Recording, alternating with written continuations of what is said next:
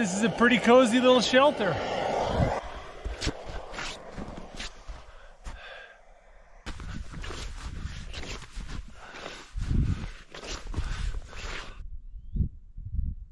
I'll tell you what, that is a beautiful view.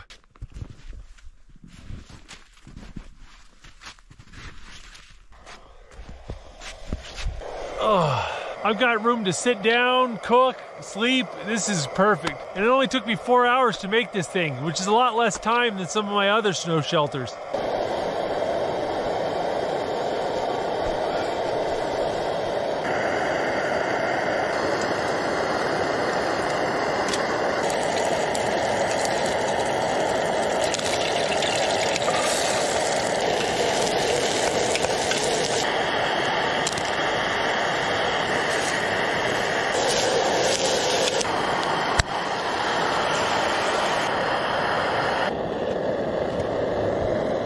Oh, this smells so good.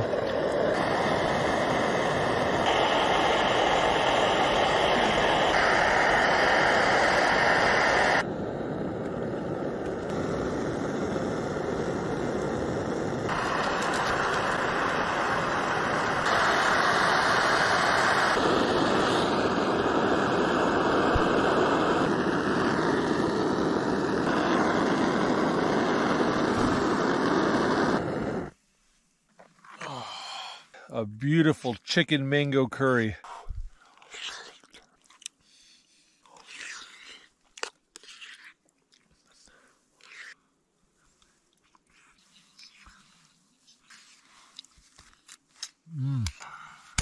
Oh, that was good.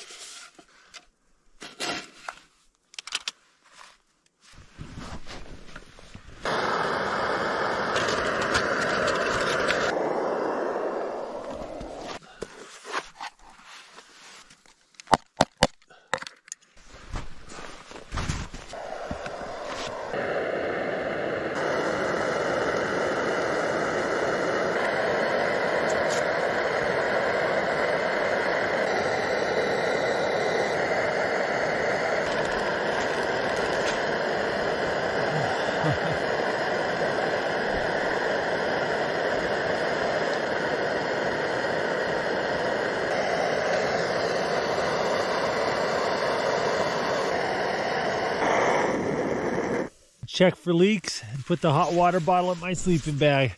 Get all nice and toasty. I'll tell you what, this is just one of the best snow shelters I've ever made. There's a couple key features that are really important to keeping you warm. First off, you don't want your sleeping area to be the lowest point in the shelter. The cold air tends to collect at the bottom. Another thing is you want to make sure your snow shelter has lots of corners. You don't want to allow the wind to blow straight into your snow shelter. Additionally, when you do have a corner, make a little extra room so when the wind comes down, it goes past the door instead of being funneled into the door. Likewise, on this end, I've got two entrances so that if the wind blows crosswise, the wind continues through the shelter instead of getting funneled down into the shelter. But I'm going to get a chance to really test this shelter out. It's supposed to be a pretty good snowstorm tonight. We'll see what happens. Looks like I had some soot on my face. The snow here is really soft. Hopefully it'll freeze really good tonight. Then my stairs won't fall apart. The type and quality of the snow really affects how much energy it takes to build one of these shelters. This was really easy stuff to work with, so things went really fast. I moved a lot of snow in just 4 hours. The inside of this shelter is about 5 feet wide, and the roof is a little bit over 6 feet tall. So the very back of the shelter to the mouth is 11 feet. I had to move about 230 cubic feet of snow to excavate this part of the shelter. So at the bottom of the entrance to the top of the snow berm, it's a little over 10 feet deep. But the original surface of the snow was about 8.5 feet deep. The distance from here at the top of the stairs to the back of that wall is about 17 feet. Plus there's this little bit I excavated right here. So my rough estimate is that I had to move about 423 cubic feet of snow to build this shelter. A little over 15.5 cubic yards. That's the max capacity of a commercial dump truck.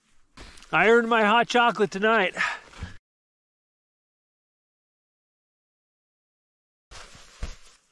Well, it is getting late and it's getting cold. Got some peanuts for a bedtime snack.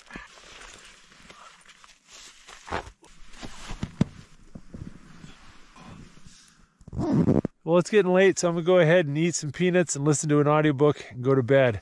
But tomorrow I'm gonna do something interesting. I'm gonna see what it takes to make this tunnel collapse. I know a lot of people have wondered whether or not these snow caves will fall down on you. And honestly, I don't know. We'll test that out tomorrow. Oh, good morning. Oh, I'm nice and warm. I gotta get up and make some breakfast.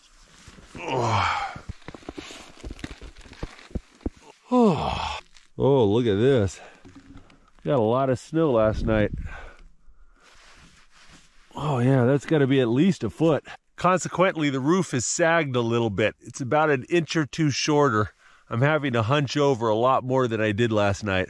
Snow caves will actually do that. They'll sag quite a bit over time. If you're going to use them for more than one day, often you have to re-dig out the roof. If you're a bit claustrophobic, it can make it hard to sleep at night knowing that the roof is slowly sagging over your face. All right, let's see if I get my pants on. Oh, my pants are frozen.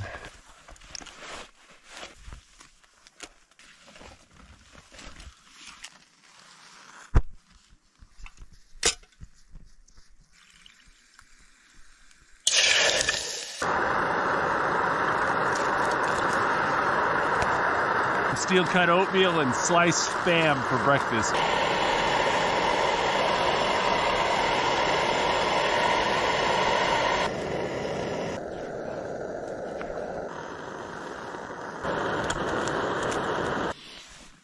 All right, the steel cut oatmeal is so good. Got some butter in there, brown sugar, raisins, a little hot Spam to go with it.